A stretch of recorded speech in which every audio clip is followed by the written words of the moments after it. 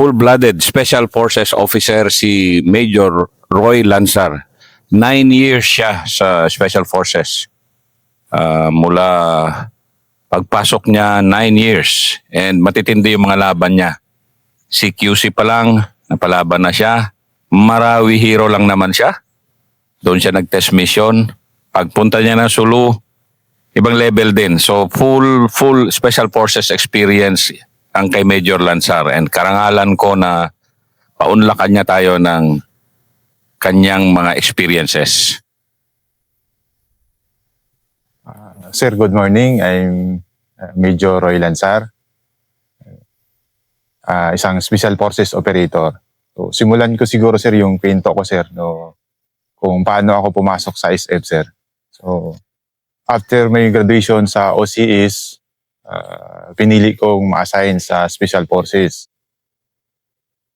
Then, nung na-assign kami doon, nagkataon na na-implement sa SF yung bago ka makapag-spook is mag-undergo ka muna ng Special Forces sa Combat Qualifying Course or SFCQC. So, yung iba, umaabot ng 6 months, depende sa test mission nila. Pero sa amin, yung umabot kami ng 9 months dahil sa test mission namin na pa-extend. So, dahil nagustuhan ng mga unit or brigade, especially sa 4ID area, yung performance ng SFCQC.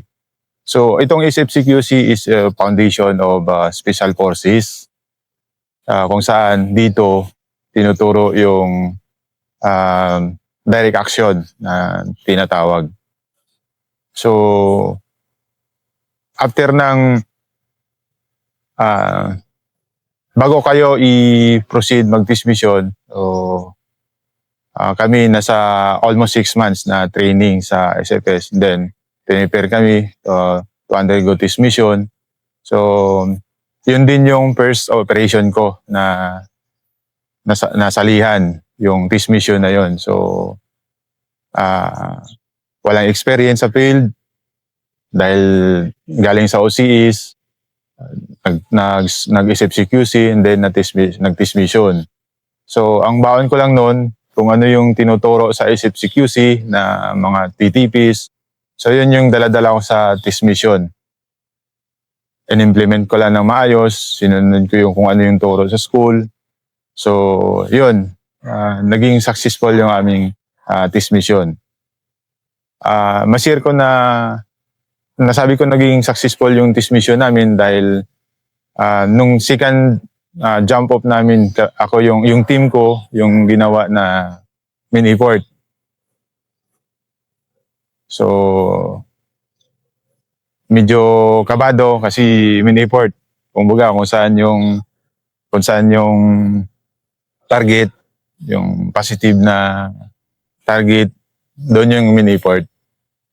Then, at that time, dahil di namin kabisado yung area ng Bukidnon, particularly sa part ng barangay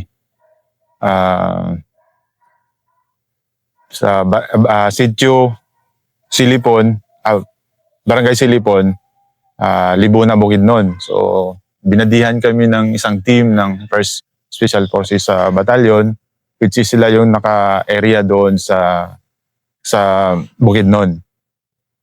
So, binadihan kami ng isang team. Mura LDLC, nilid kami ng isang team. So, dinaan nila kami sa unexpected talaga na entry. Kumbaga, kung saan yung kalaban, kung saan yung in-expect ng kalaban na approach ng sundalo, hindi opposite noon, doon kami dinaan ng team na nag-guide sa amin. So, dalawang gabi na lakaran, then kinabukasan, nung pababa na kami, sabi ng kabady namin na team, Sabi ng team leader doon, senior sa akin, sabi niya, Bok, ikaw na yung mag-lead. So, nung nag-jumble kami, yun na, ako na yung nag-lead doon, yung team ko na. So, nag-establish kami ng temporary patrol base sa taas, nasa 2004 elevation. Ganun. So, napakalamig yung area. So, hindi talaga ni-expect ng kalaban na doon kami dadaan. So, kung saan kami nag-TPB, doon din kami, kumbaga katapat lang din namin yung objective. Siguro nasa almost 2 clicks. So, sa pagitan noon, in between noon, may ilog. May ilog siya. Dalawang ilog yun. Nung pababa na kami, nasa 2,000 elevation, naririnig na namin yung, nagaslas ng ilog, ng dalawang ilog. Hindi, nung nandun ako sa baba, nakita ko na, dalawang ilog siya. So, parang nag-letter B. So, ang sabi ko, habang pababa kami, sabi ko sa point man, huwag mong tapatan yung objective. Ilis mo, dito tayo sa taas, approach pa ganun. Then, saka natin, baybayin yung ridge, pababa dun sa objective. So, isang araw na lakaran, nung na-reach namin yung riverbank na yon, nakita ko yung dalawang ilog na kaya sabi ko, kaya pala malakas yung tunog.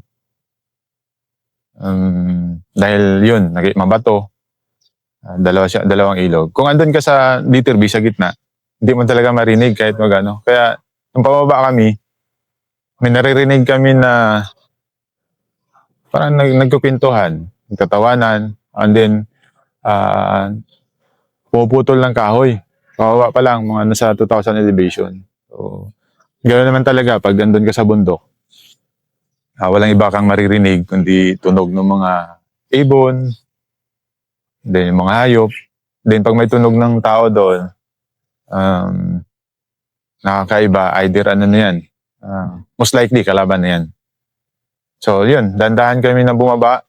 Yung isang team na guide namin, sa likod na namin. Hinayaan na nila kami ng mga estudyante na magdiskarte. So, nung narating namin yung pangpang ng ilog, bali, huminto kami I think almost 3 p.m. na ganun na. Then huminto kami doon sa, kasi pagod eh. Galing sa taas. So, ang dinaanan namin, hindi din basta-basta sa parang cliff na siya, yung terrain na dinaanan namin. So, hawak-hawak sa mga bagging, yun na lang yung namin, yung style para hindi kami mahulog man lang sa aming dinadaanan. So nung andun na kami sa riverbank, medyo nawala na yung mga buses. Nawala na yung buses. So sabi ko, pahinga mo na. Sabi ko din sa senior ko na kabady. Sabi ko, sir, hold mo na. Map check. And then, at least makapag-refresh din kahit paano yung tropa. Bigay ng sit trip, ng location namin, kung saan na kami doon sa TCP. Nung nandun na kami, habang nagpapahinga kami doon sa riverbank, so estimated siguro yung pangpang na nasa 30 to 40 feet yung taas. Ano siya? Maklaro mo yung tao pag andun sa baba. So habang nagpapahinga kami, since yung crossing ng mga ilog na yan is danger area yan sa sundalo. So, SSOP, observe muna. Isa din sa namin doon na bakit kami huminto, nagpapahinga. At the same time, i-observe muna yung danger area. Yung ilog na yun, bago tatawirin. So, habang nagpahinga, kung sa taas kami, naririnig namin yung, yung tawanan, saka yung mga taga-taga. Nung andun na kami sa riverbank, magkaiba na. Baga, kasi dahil malakas yung agos ng ilog, hindi mo na maririnig yung yung mga pintuan nila. Until such time, mga at around 4 p.m., umabot kami doon ng 4 p.m. Nakaskirmis kami sa Pangpang. Nakaskirmis kami yung 15 na yon. May dumaan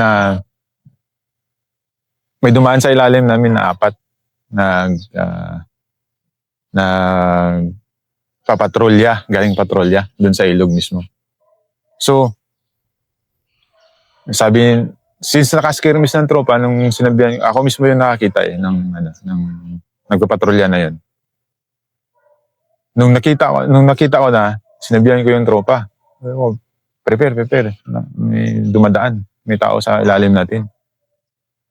Nung andun na, may kasama din kaming evaluator. Evaluator na that time. So, sabi ng evaluator, sir, engage na natin. Sabi ko, wag. Yung team ko pala na nun, yung dalawa yung K3, isang 60. Yun yung dala ng team ko. Kumbaga, sa isang team ng SF, parang oversize yung team namin, nasa 15 kami. Kasi di 12 lang yan, yung sa SF team. So, yun, since na sobra kami sa 12, 3 yung crew serve ko, ang dalawang K3 at saka isang 60. So, skirmish na yun, nakatutok na yun sa 4. Kung i-engage namin yung 4, talaga yun, makuha namin yung 4 na yun. Pero, naririnig, nung sabi ko kanina, nung nandun na kami, nung nandun kami sa taas, malakas yung boses na nagpipintuhan. Nung nandun kami sa kwan, mahina na kasi yung tunog ng agos ng ilog, mas malakas kaysa sa mga boses. Pero mayroon pa rin ako naririnig na katapat lang namin. Kumbaga, ang air distance ng katapat namin ng ingay is wala ng 150 meters yung katapat namin. Hindi lang namin ma-observe yung tapat namin na may ingay, kung saan nanggaling yung ingay. Dahil, medyo masukal yung mga, mayroon mga nakaharang pero hindi siya malalaking kahoy. May mga baging, basta hindi mo siya ma-observe. Maganda yung location nila eh. So parang nasa putol sila, nasa ridge sila. Yung sa nag-liter B na ilog, dalawang ilog, nandun siya sa gitna. So pero kung titingnan mo talaga sa mapa, parang ridge line siya, dugtong siya. Kaya sabi ko, wag natin i-engage. Sabi ko kasi naririnig ko pa yung ingay sa harap natin. Kung i-engage namin, makukuha namin yung 4. So yun yung call ko. Yun naman, sinunod siyempre yung evaluator naman kasi nag-observe na naman sa amin kung tama ba yung pinagagawa namin, kung sinusunod ba namin yung SOP na tinuturo sa school. So yun na naman ang purpose ng evaluator. So that time, yung sabi ko na wag, so hindi namin in-engage, hinayaan na namin. So yung 4, yung katapat namin, kasi nakaskirmis kami na 15, medyo mahaba din yun. So, yung sa dulo ko, sa lipmos ko, kung harapin ko yung kalaban, yung kung saan nanggaling yung mga ingay, is sabi ko, observe nyo dyan. Binas the word ko na i-observe nila. So, hindi nila na-observe. So, in-analyze ko na nawawala sa harapan namin. Hindi na namin nakikita na umakyat, may trail pala doon sa harap namin. Na umakyat doon sa loob, pasok sa grupo. Yan sabi ko, since hindi yun objective, kasi nung sa briefing, yun eh, hindi yun yung objective namin. So sabi ko, lang yan? Sabi ko, post lang yan. Sabi ko, konti lang yan. Sabi ko, pag-post, usually pag-post naman, konti lang yan, advance post. So hindi yun yung main group. So yun, sabi ko sa antayin natin mamayang gabi. gapangin natin. Sabi ko, yan parang, nung team leader kasi ako, parang walang takot pa eh. Wala pa ibang iniisip, kundi ano lang, magpa-focus sa operation. So sabi ko, sige, gapangin natin mamayang gabi, alas 12, sabi ko, gapangin natin. Kaya na, nag-ano na kami, nagbigay na ng location namin sa TCP, na update na namin yung sila sa yung chairman namin na OP-han na namin, may kalaban kami na OP-han. So in-approve niya naman na na gabi namin gapangin. So nung gabi na, kinausap ko yung isang team leader ng kabady namin, sabi ko, sir, gapangin namin mamayang gabi. So sabi niya, sige Bok, dito ako Bok magkuhan. Sabi niya, dito ako Bok daling ko yung team ko dito sa baba, mag-blocking kami kasi may guide din kami na former rebel. Nakapasok na rin yun na pagiging sundalo. 2016 siguro, hindi ako magamit, 2016 or 17. So sabi niya, so base sa guide, doon yung kasi kabisado niya rin eh. Nagsabi na rin siya, sir, kalaban na yan. Kaya nung naghiwalay na yung namin, yung kabady team nung gabi, nag-blocking na sila sa baba. Expected na pag nabunggo, doon manggaling reinforcement.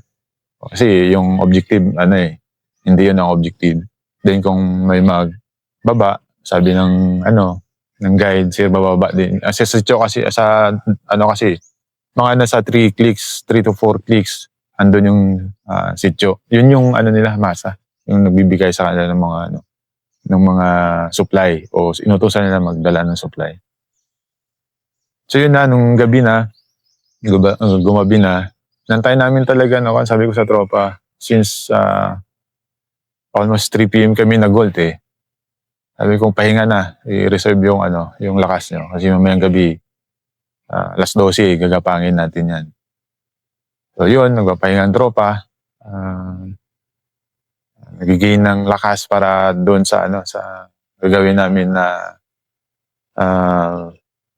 pagdikit sa naririnig namin na mga ingay. So yun na, nung alas 12 na ng gabi, maliwanag yung buwan. So wala din kaming na-OP-han na lumalabas.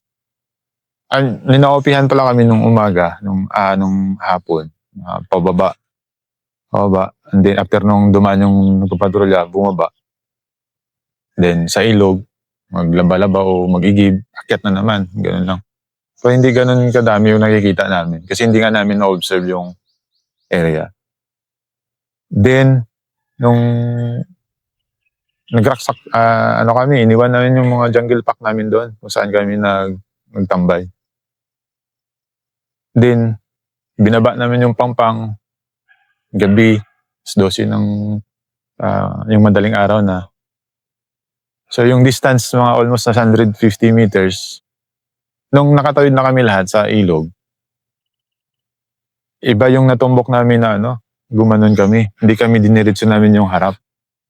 Na kung saan nawawala doon yung dinaanan ng mga ng papatrolya. Medyo medyo pangpang din yung sa natapat nila. Pero hindi siya masyadong kataasan, sa mga 10 feet lang siguro. At dito kami, kung saan yung nag-litter B yung ilog, doon kami dumaan. So nung nakatawid na kami, dumilim na yung lumubog na yung buwan. So, itik-itik na kami na 15. Itik-itik. Nung nag-itik-itik na kami, natumbok ng pointman namin yung trail. Paangat doon sa nila. Sa pwesto. So, nung natumbok niya, doon na kami, dandahan. Itik-itik kami paakyat. Nung malapit na kami, nung andun na kami, nag-halt, nagtawag ng halt, nagkuhan ng halt yung pointman. Then, dumikit sa akin. Pang-apat ako that time. Pang-apat ako sa pointman. So pang-apat ako doon. Then, dumikit sa akin, sabi niya, sir, may tent. Sabi niya, may tent. Naninag niya eh. Kahit ang kano namin noon, wala kaming NVG. That time, hindi ko man uso yung NVG noon. So, sabi ko, usap-usapan na kami. Kumbaga, so imagine kung na-hit niya yung tent, imagine kung yung posisyon ko habang naglalakad, pang-apat, so malapit talaga. Malapit siya. So, nag-hold kami, atras konti, siguro mga ano lang, mga 10 meters. Yung sabi ko sa pointman ko, saka sa team sergeant ko, yung team sergeant ko kasi Marines yun eh, undergo ng SFCQC. So, sabi ko sa pointman, kaya mong gapangin. Sa pointman, team sergeant at saka yung sa guide. Sabi niya, sir, kaya sir. Sabi niya. Naganapan ng itak. Kasi siyempre pang silent killing. Yung pointman ko kasi magaling sa hand combat yun. So, sa SFP siya yung nagtuturo sa mga BMT ng hand combat. Then nung nag-agree na kami na pasukin nila gapangin para i-verify talaga kung gaano kadami. So, 3 sila. Nung nalagpasan na nila yung tent, pumasok na sila konti doon sa may tent. Nung sinilip nila, nakita nila na maraming tent. May 3 kusina nag-iilaw na, nagluluto. Kasi mga around 2 AM na yun. So, ganun from yung posisyon namin kung saan sila naupihan, almost 2 hours na namin na dahil sa tactical na galaw, 2 hours namin yun na hit yung panila. At saka sa dilim na rin kasi. So nung binalikan nila yung tent, doon nila na-observe na na marami. And that time na binalikan nila yung naghanapan ng itak, ang nadala lang namin yung knife lang na pag binali mo siguro mga 10 inches lang siya kahaba. So nag-iisa lang kasi yun nga, naiwan namin sa mga sa mga namin, jungle pack yung mga itak namin nila. Actually, lahat kami may itak nun eh. So nung nakita nila na ganun kadami, bumalik sila doon sa posisyon ko kung saan ako nandun. Kaya nagdesisyon ako na skirmish. Sabi ko, sige, skirmish. Skirmish tayo, sabi ko. So, yung dalawa kong cruiser, yung 60 at saka K3, doon ko na pinaposisyon sa trail. Dinikit ko na doon sa kung saan yung malapit ang post. So, yung Alpha doon na nakaposisyon sa trail, yung Bravo, siniguro ko na ma-plastar siya. Ma-skirmish ko siya na maayos, malatag ko siya. So, yun na, nag-skirmish na kami. So, mga nasa 30 minutes na kasi nakikita na namin nagpa-flashlight ng lighter yung gwardiya habang nag-skirmish kami, gumagapang pa, ganun pa, dikit sa kung saan yung mga tent nila. So, habang gumagapang kami, yung Bravo na nilalatag ko, biglang sumigaw yung sa trail. So, may biglang sumigaw. So, yun na. Nag-start na yung putukan. Start na yung putukan doon, volume fire. So, kami, hinabol na lang din namin na maka-skirmish para maka-support doon sa Alpha kasi baka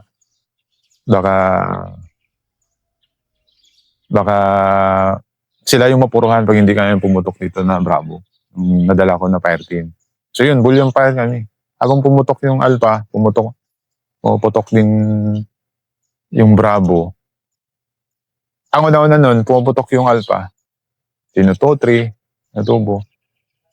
Kinakantsawan pa ng naririnig namin, kinakantsawan pa ng yung dito sa tapat namin, kinakantsawan nila yung totri na hindi daw pumutok. Sa Cebuano, hindi bumuto, dili bumuto, sila.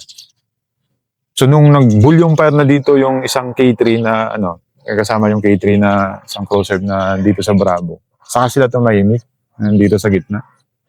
Nagulat sila na nasa gilid na nila yung kalaban. So since na madilim kami na engage, in-observe na namin yung bawat galaw nila. Kung saan ay pumuputok, doon din yung focus ng namin, ng putok. Hanggang umabot sa, hindi kami nag-assault kasi madilim nga eh.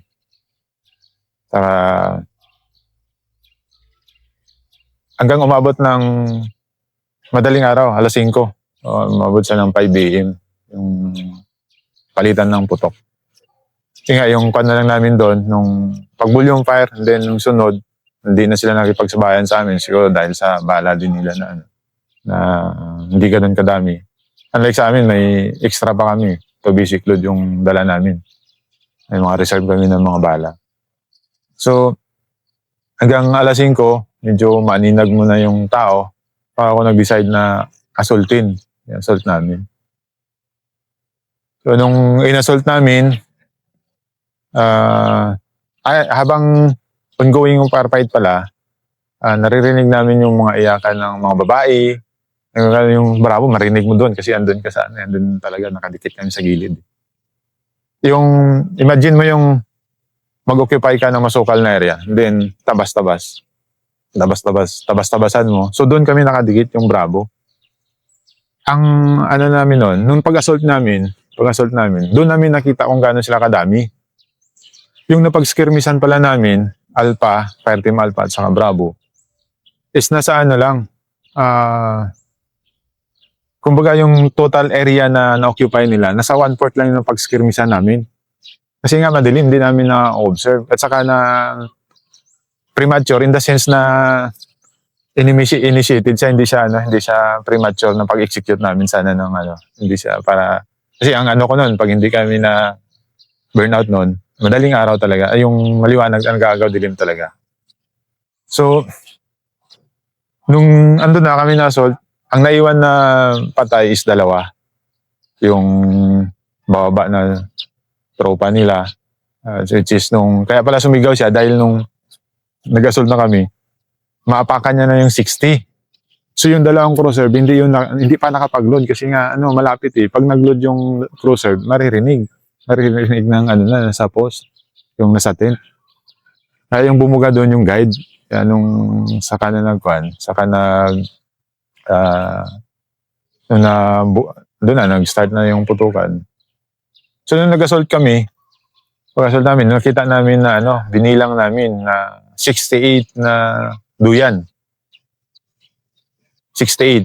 So yung na-occupy namin, nasa 1/4 lang ng land area ng kampo nila. So nung pag-assault, lahat na iwan, duyan, mga gamit nila andun. Ito yung mga pagkain nila na niluto kasi sa briefing, yung titipis nila.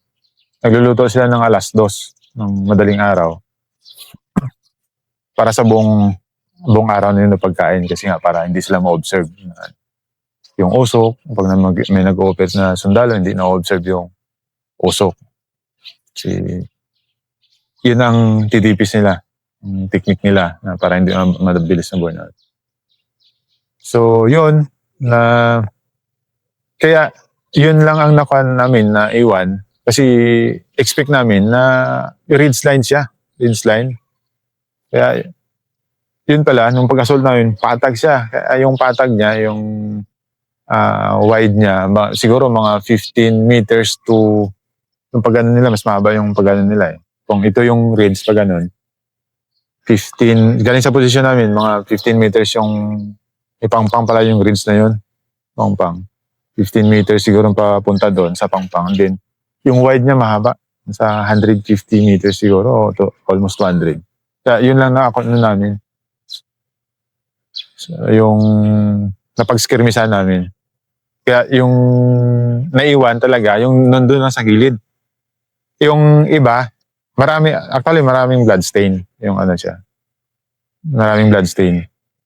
So, natapos namin yung na yun, na-recover namin yung 2 bangkay, mga documents nila, cellphone, mga gamit, personal belongings nila, wala silang may naiwan. Wala silang may nadala, naiwan lahat yun.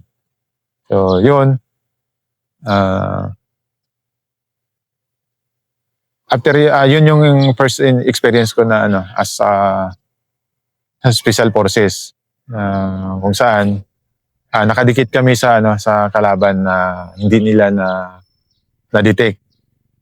So, yun yung basic foundation ng SF, yung SFCQC, which is yung mostly yung tinuturo sa SFCQC naman is direct action. Direct action. kung paano kayo mag-execute ng mission ng maayos. So, doon yan tinuturo sa SFCQC. So, yun yung first experience ko, first encounter kumbaga, ano pa yun, hindi pa full-blooded na SF.